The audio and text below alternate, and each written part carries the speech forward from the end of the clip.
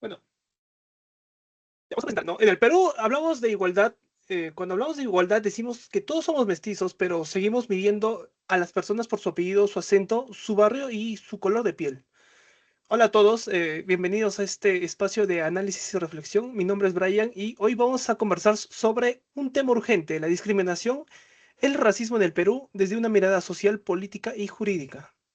En este episodio me acompañan Alejandra, Araceli, Fernando, Jorge y Angeli, con quienes analizaremos cómo estas prácticas siguen presentes en nuestra sociedad, incluso dentro de un marco democrático. Hoy vamos a hablar solo de discriminación social, sino cómo el poder político, las instituciones y la historia han normalizado quién vale más o quién vale menos. Bienvenidos a este podcast sobre la discriminación y racismo en el Perú. Bueno, vamos a tocar ahorita el enfoque social. Y esta pregunta va para Fernando. ¿Cuál es la principal diferencia conceptual entre racismo y discriminación? Bueno, con todos, ¿no? Buenas tardes.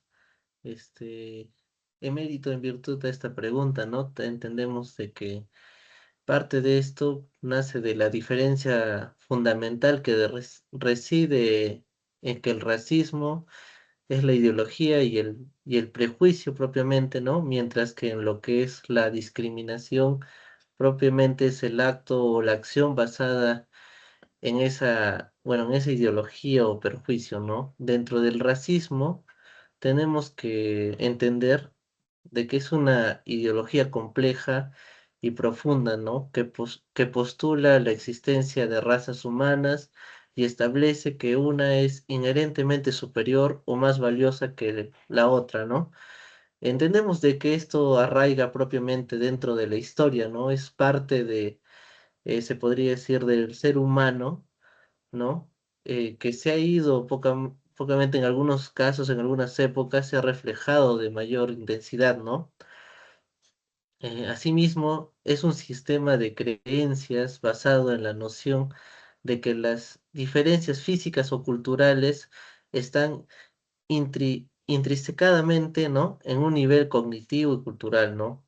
Justificando la hostilidad, el odio o el perjuicio hacia un grupo específico, ¿no? Esto también puede existir como una creencia o actitud mental, ¿no? Sin que necesariamente se traduzca en un acto visible. Dentro de del otro punto que es la discriminación, tenemos que es el trabajo desigual, injusto o perjudicial, ¿no? Dado a una persona o grupo en específico, basado en su pertenencia o en su propia categoría, ¿no? En este caso, su raza, su etnia u origen mismo, ¿no? En la manifestación práctica podemos encontrar o observable del racismo, mientras que el racismo es el pensamiento de superioridad, la discriminación es la aplicación de ese pensamiento, ¿no? Negando oportunidades, servicios, derechos o propiamente privilegios a ciertos grupos sociales, ¿no? Propiamente en conclusión o en resumen podemos entender de que el racismo es la causa en lo que es la creencia de la superioridad, como ya se mencionó, y la discriminación es el efecto, ¿no? Que es el trato propiamente desigual, ya sea de la persona o grupo social que ya se ha mencionado, ¿no? No toda discriminación es racismo, pues puede basarse en género, edad, orientación sexual y entre otras, ¿no? Pero el racismo casi siempre conduce a la discriminación racial, ¿no? Por esa parte sería parte de la respuesta que se puede complementar. Bueno, continuamos con Jorge. ¿Qué tipo de racismo existen? Buenas tardes con todos. Gracias, Brian, por la pregunta. Bueno, desde mi punto de vista, existen diversos tipos de racismo. Estos se manifiestan de distintas formas en la sociedad, como por ejemplo el racismo individual. Se expresa a través de actitudes, comentarios o comportamientos discriminatorios de una persona hacia otra. O el racismo institucional, que ocurre cuando las leyes, normas o prácticas de instituciones públicas o privadas generan desventajas sistemáticas para ciertos grupos raciales. En el Perú, esto puede verse en el ámbito de la educación, la salud o también la justicia, ¿no? También existe el racismo estructural, que según el sociólogo Silvio Almeida, se mantiene porque está integrado en la organización social, política y económica, reproduciendo desigualdades históricas. Y por último, el racismo cultural. Este se manifiesta cuando se desvaloriza una cultura, idioma o costumbres, como sucede con la discriminación hacia los pueblos indígenas, ¿no? Estos tipos de racismos demuestran que se trata no solamente de actos aislados, sino que también es un problema social profundo.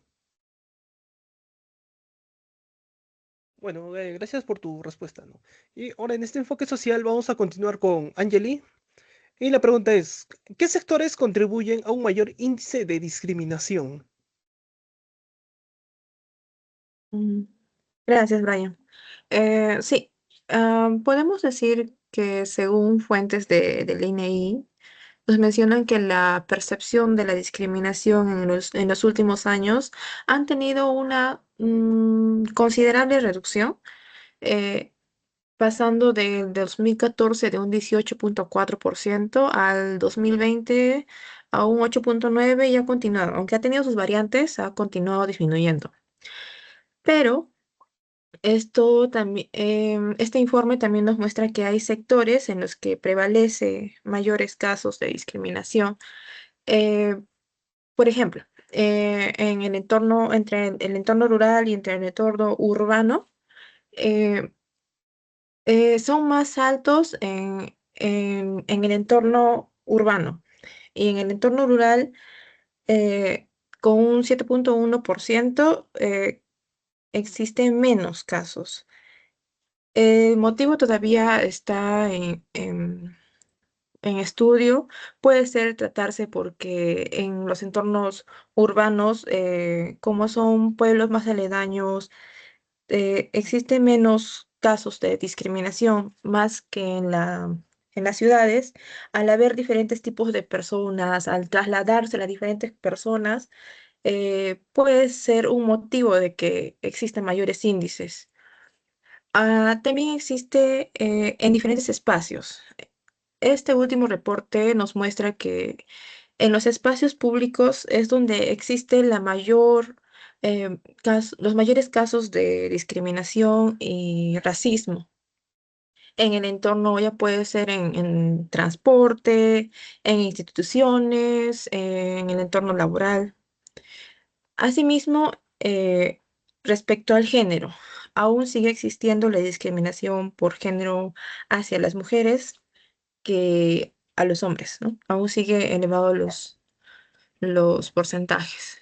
Y bueno, hay también otros reportes que nos hablan sobre regiones que enmarcan mayores casos o reportes de discriminación como Puno, Tacna, que, bueno, s- son regiones que aglomeran bastante cantidad de población y en cambio, como otros departamentos como Loreto o La Libertad, que presentan niveles más bajos, aunque eso también puede responder a cambios en los entornos sociales, nos muestra una perspectiva de cuáles son las regiones en las que se debe trabajar un poco más para ayudar a reducir aún más estas brechas.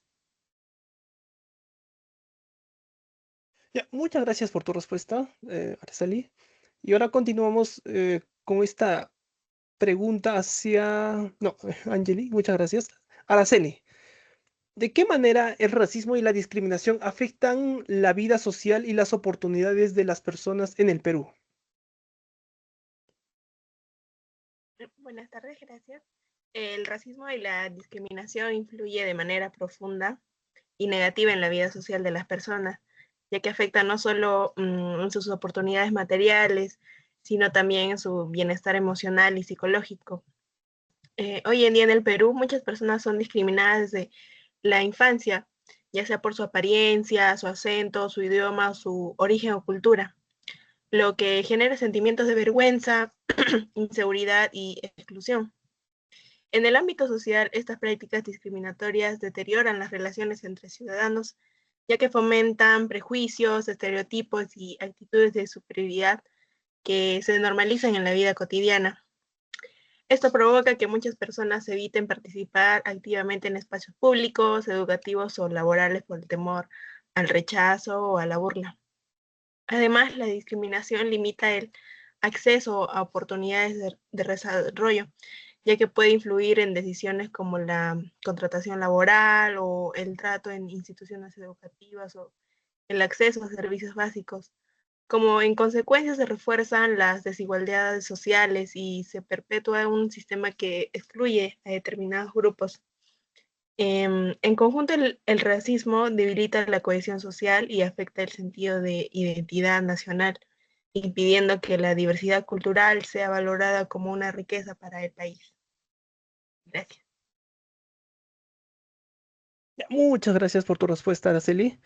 Y ahora la última pregunta sobre el enfoque social va para Alejandra y es, ¿cuál es la experiencia más temprana que recuerdas en la que te diste cuenta que el racismo y la discriminación existen? ¿Cómo procesaste esto siendo niño o adolescente?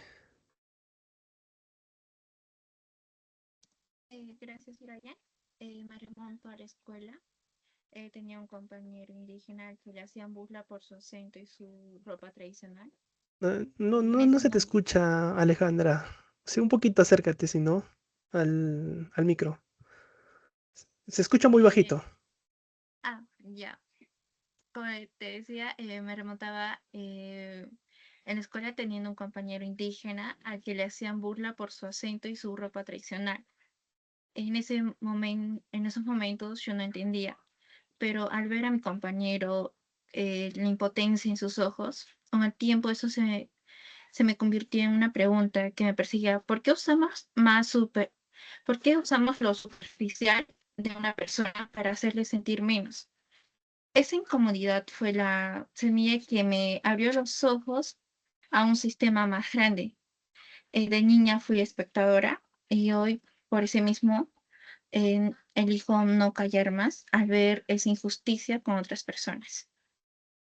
Eso sería todo.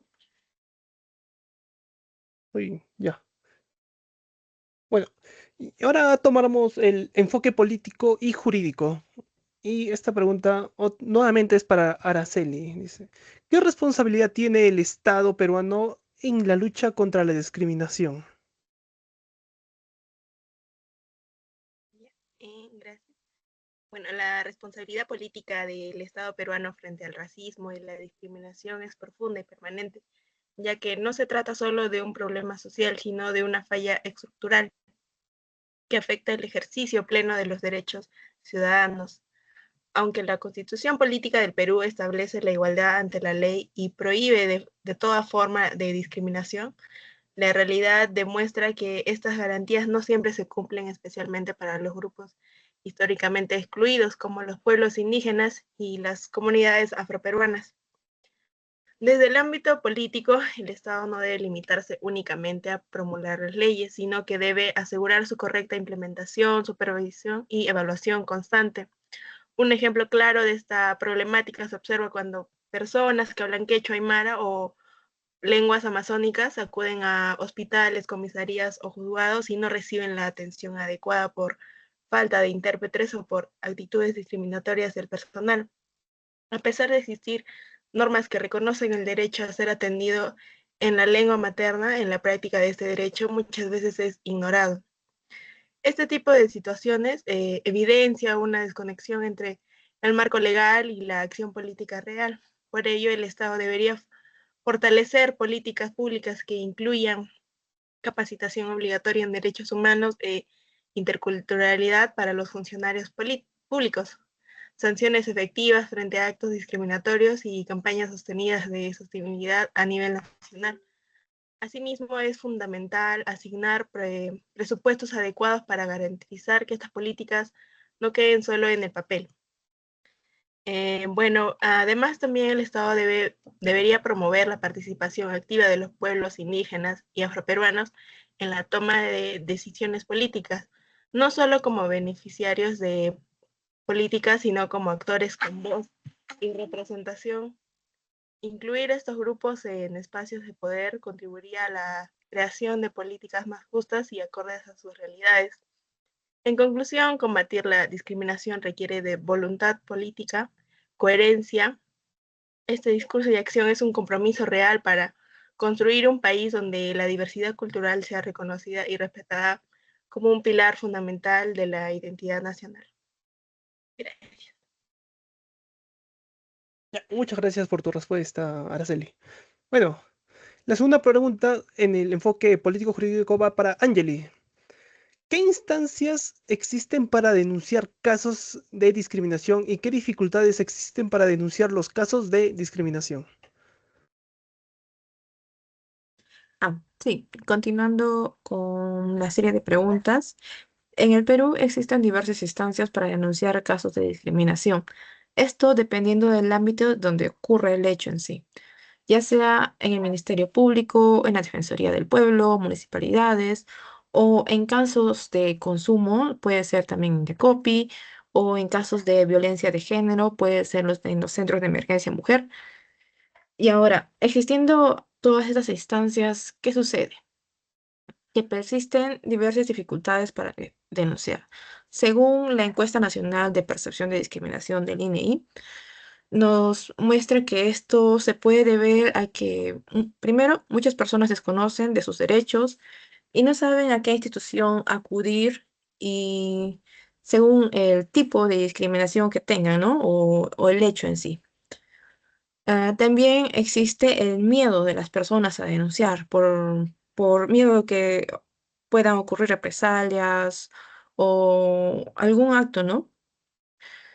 También se puede decir que ante la denuncia de un hecho de discriminación, la obtención de pruebas es un poco complicado, ya que a veces no hay testigos o si hay testigos no quieren dar testimonio del hecho o cómo puedes mm, cuantificar el daño en ese sentido.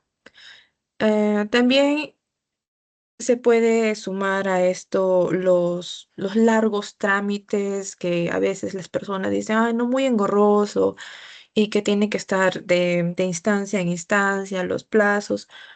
Eso también un poco como que les desmotiva a denunciar.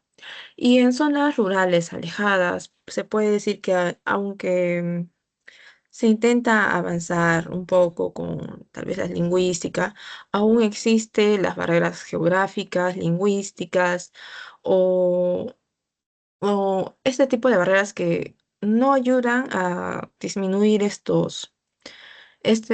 a combatir este problema, pues, ¿no? Eso sería todo. Ya, muchas gracias por tu respuesta. Acá la penúltima pregunta va para Jorge. ¿Por qué el racismo y la discriminación deberían ser considerados un problema político y no solo social?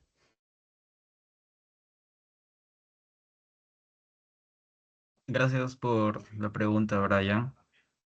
Bueno, a ver, desde mi punto de vista, el racismo y la discriminación son problemas políticos porque influyen directamente en el acceso a los derechos y también en la forma en la que nos representamos, ¿no? Y cuando tomamos decisiones también.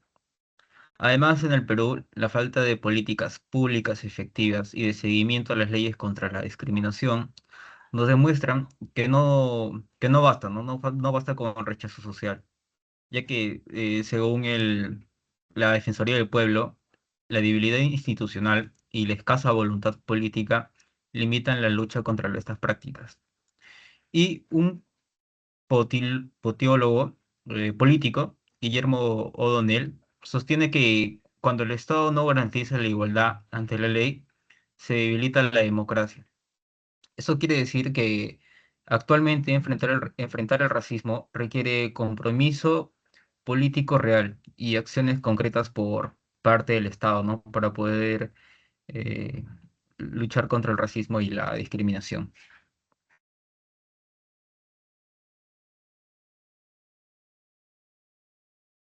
Ya, muchas gracias por tu respuesta. Ahora, Alejandra, vas a responder la última pregunta en este contexto, enfoque político jurídico. ¿Cómo explicas que en las democracias constitucionales, donde todos tienen igualdad de derechos ante la ley, persistan estructuras institucionales y políticas públicas que reproducen la segregación racial, la desigualdad étnica de facto, como el acceso a la vivienda y la justicia penal o la salud? Gracias por tu segunda pregunta, Brian. Eh, la igualdad legal es solo el primer paso. El problema es que el sistema sigue operando con las mismas lógicas históricamente. Ha excluido a ciertos grupos como reglas neutrales en los que se siguen dejando fuera con funcionarios que actúan con cegos y sobre todo con una falta de poder real en estas comunidades. Para decidir en lo que les afecta. Por eso la solución no es solo esperar, sino tomar medidas afirmativas, concretas, y que sean ellos quienes participen directamente en construir las políticas. La igualdad real no solo se logra cambiando estructuras, no, solo no es solo firmando leyes. Eso sería todo. Gracias. Ya, muchas gracias, Alejandra. Bueno, como conclusión podemos tener que el racismo es muy cotidiano, está muy normalizado. En el Perú el racismo no se manifiesta con odio explícito, sino de una discriminación cotidiana. La combinación de fenotipos, orígenes, regiones, nivel socioeconómico, capital, limita el acceso a oportunidades, ¿no? Reproduciendo la desigualdad social por este contexto de mestizaje mayoritario, ¿no? Porque básicamente todos nos vemos casi igual. Y bueno, el impacto estructural en la vida, la discriminación racial afecta directamente a la movilidad social, la autoestima colectiva y el ejercicio pleno de derechos, ¿no? Su persistencia en sectores clave como la educación, salud y justicia demuestra mucho esta desigualdad, que en este país es muy estructural, condiciona trayectorias desde el nacimiento. Hay muchas personas que nacen pobres y crecen pobres y se mantienen pobres en este país. También se puede agregar que la democracia constitucional, así como Perú, eh, aunque garantizan ante la ley y dicen que mantienen estructuras institucionales y políticas neutrales, se ve que siempre reproducen una exclusión racial y étnica. Se evidencia mucho cómo las leyes actúan, ¿no? Porque creo que no mencionaron que existen muchas leyes desde el 2000 hasta este 2025 y hasta ahorita de esos 25 años solo hay 25 procesos que culminaron con castigo por discriminación, por el racismo. Se demuestra mucho que el Estado no llega a controlar esto. Y también este racismo es un problema político y de gobernanza. Limita mucho al Estado. Dice, no llega a sancionar, ni prevenir, ni reparar esta discriminación. No hay voluntad ni política sostenida. Bueno, sin embargo, el país le está yendo bien, ¿no? Y ojalá se pueda solucionar esto, ¿no? Bueno, con esto terminamos este podcast. Muchas gracias a mis compañeros, a Fernando, Jorge, Araceli, Alejandra y Angeli. Y bueno, con esto terminamos